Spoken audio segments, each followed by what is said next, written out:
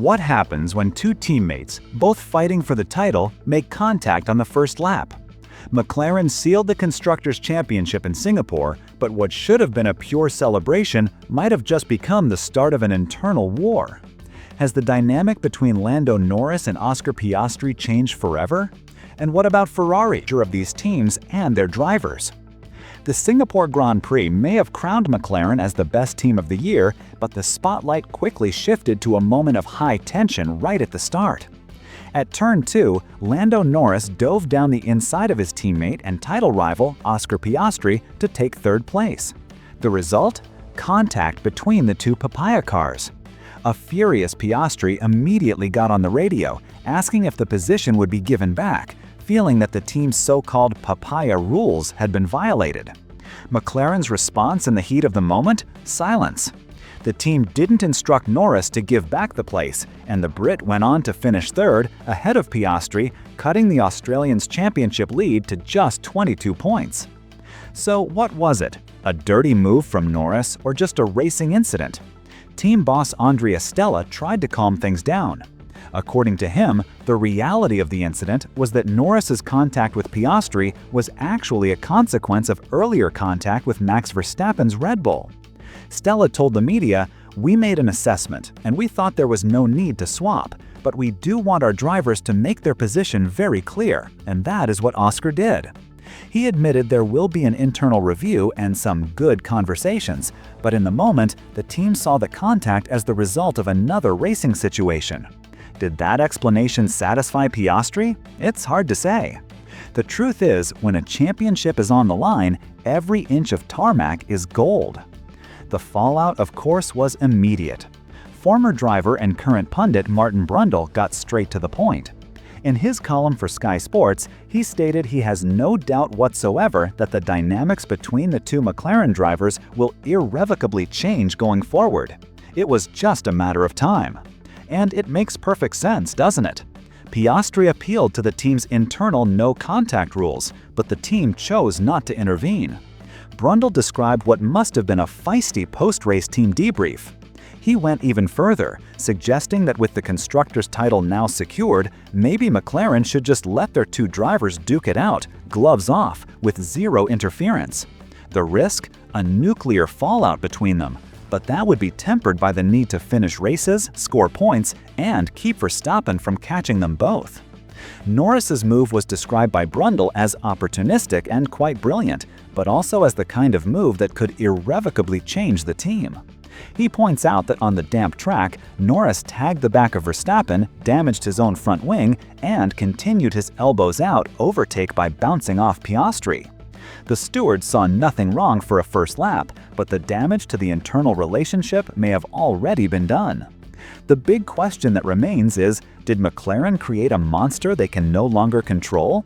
By preaching equality but failing to intervene at such a crucial moment, the team may have opened Pandora's box.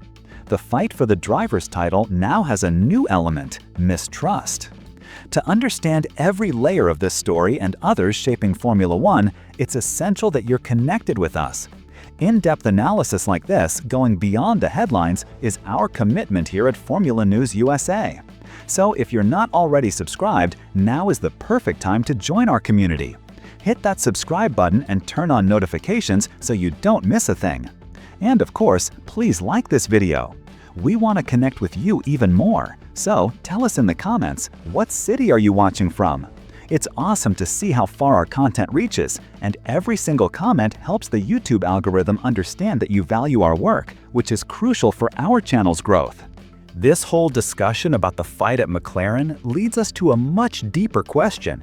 Should the team have reined in its drivers from the very beginning?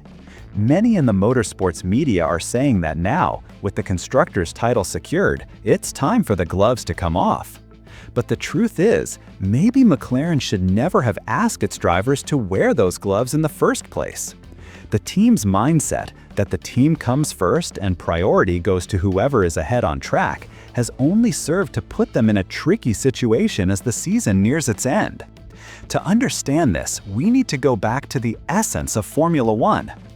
The Formula One World Championship of Drivers was created in 1950 with a simple premise: Who is the greatest driver in the world? It's that question that has fascinated fans for over 75 years. The Constructors' Championship, which came later in 1958, rewards the collective effort, the engineering, the team strategy. It's vital for prize money and prestige, but for the fan, the human connection is with the driver. We identify with a winner's celebration, with the ambition of a driver starting from the back.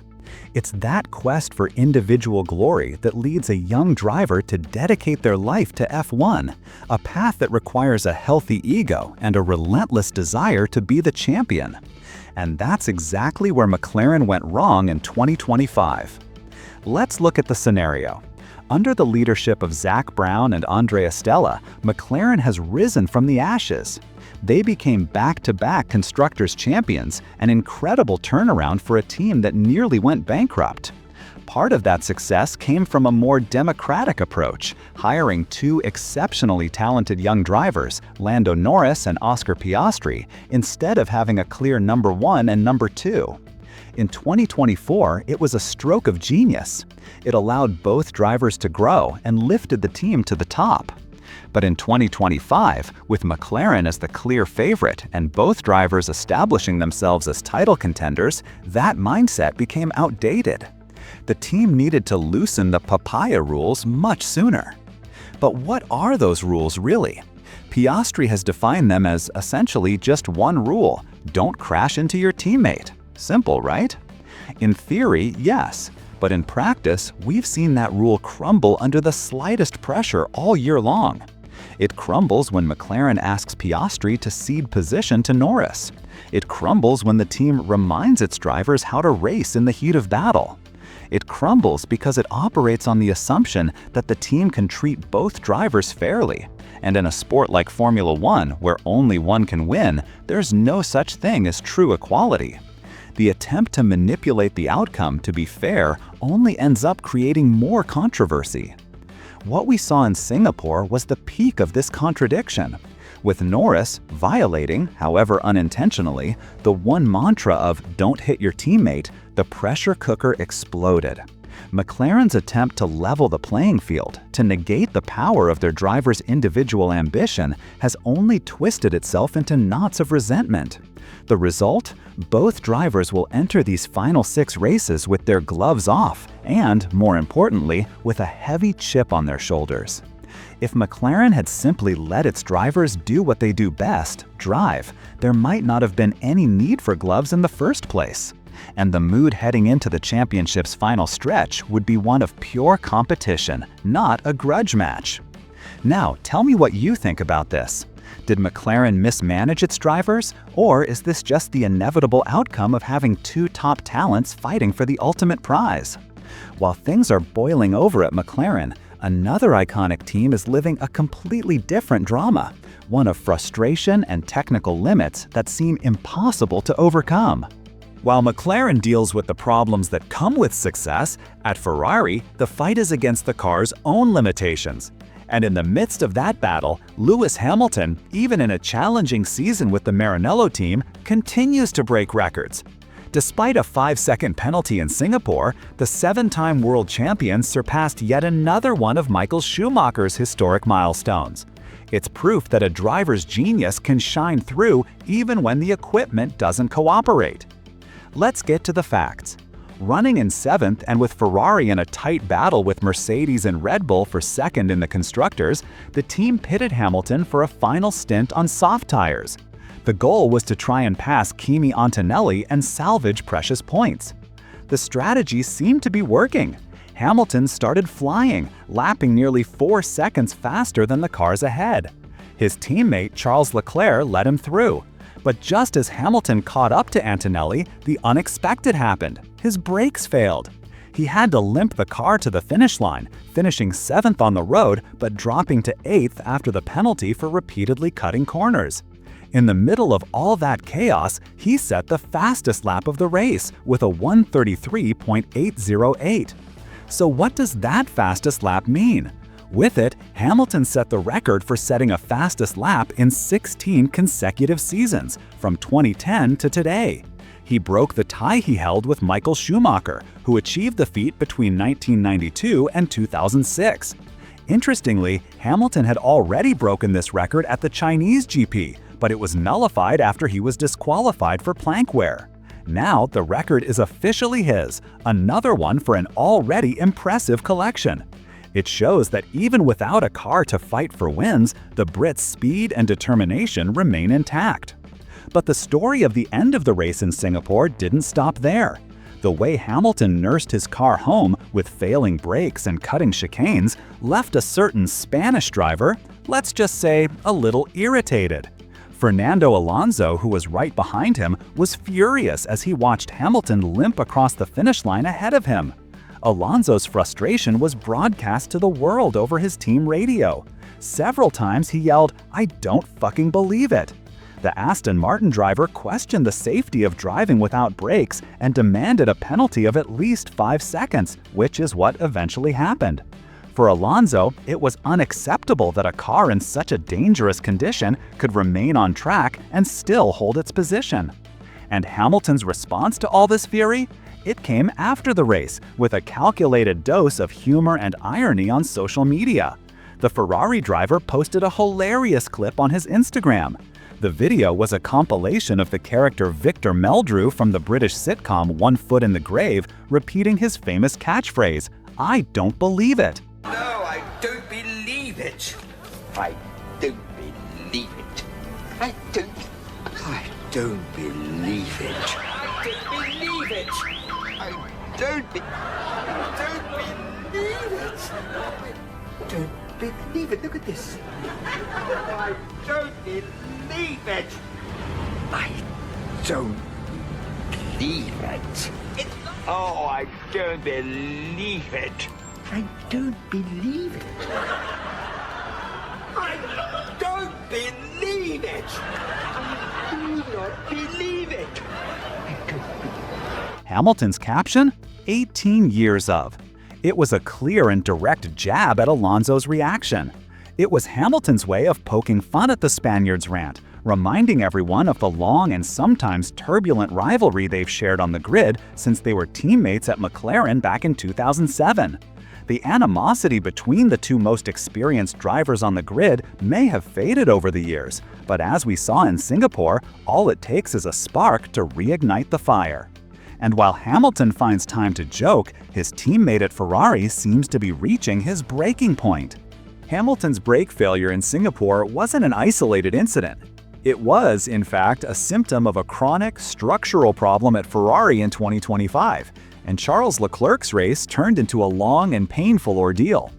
After a promising start where he managed to overtake both Hamilton and Antonelli, his race became a constant battle against the limits of the SF25.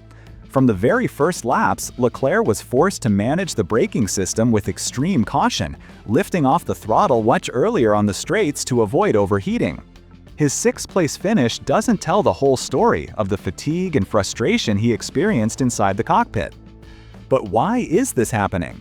The problem is technical. Ferrari chose to use smaller brake ducts than their rivals, a design choice made to improve aerodynamic penetration and reduce drag. On a track like Singapore, that solution proved disastrous, forcing both drivers into extreme heat management. As we saw, Hamilton's brakes gave out completely at the end, a clear sign of a design limit. Leclerc himself said on the radio during the race that he had to brake up to 200 meters earlier than usual. Add to that a lack of aerodynamic efficiency and the inability to lower the car further due to regulations, and you have the recipe for a car that is a constant compromise, unable to fight at the front. Leclerc's words after the race were a brutal summary of the situation. He said, clearly frustrated, "From lap 8 onwards, it was all about brake management. Everyone has to do it at a track like this, but we had to do it much more, and it was extremely difficult. We don't have the car to fight with the guys at the front. McLaren, Red Bull, and now Mercedes too are on another level, and we are fourth, all alone, without even being able to put them under pressure." The Monegasque driver didn't hide his bitterness. "I don't expect anything positive for the end of the season. I believe the picture we saw this weekend will remain the same until the end." He described himself as a mere passenger in a machine that doesn't respond. A harsh, raw, but devastatingly honest analysis. This frustration doesn't come from just one bad race. This is Charles Leclerc's 7th season at Ferrari, and he's still waiting for his first real shot at a world title. He arrived like a rocket in 2018 and was promoted to Ferrari the next year, seen as the prodigy who would bring the championship back to Maranello. 7 years later, that goal remains unfulfilled. His only real opportunity came in 2022, but it was undermined by driver errors, strategic blunders, and a rapidly improving Red Bull. After the promise of 2024, where Ferrari fought for second in the Constructors, 2025 was supposed to be the year of ultimate success with the Leclerc-Hamilton lineup. But the reality is, the team has yet to win a single Grand Prix. Leclerc sees his contemporaries like Verstappen racking up success, and the feeling is that his patience is running out. He has a long-term contract, but it wouldn't be surprising if he were quietly evaluating his options for after 2026. Ferrari knows what it has to do: deliver a winning car. If they don't, the Scuderia risks losing its star. And with that thought on the future of Ferrari and its driver, we wrap up our analysis for today. Since Formula News USA is not monetized, our growth depends entirely on you, our community. The only way we can continue to make these in-depth videos is if you support us by hitting that subscribe button and leaving a comment below. It tells the YouTube algorithm that we're here and that F1 fans want this kind of deep dive analysis. Your subscription and your engagement are our fuel. Thank you so much for watching and for being a part of our channel from the start. We'll see you in the next one.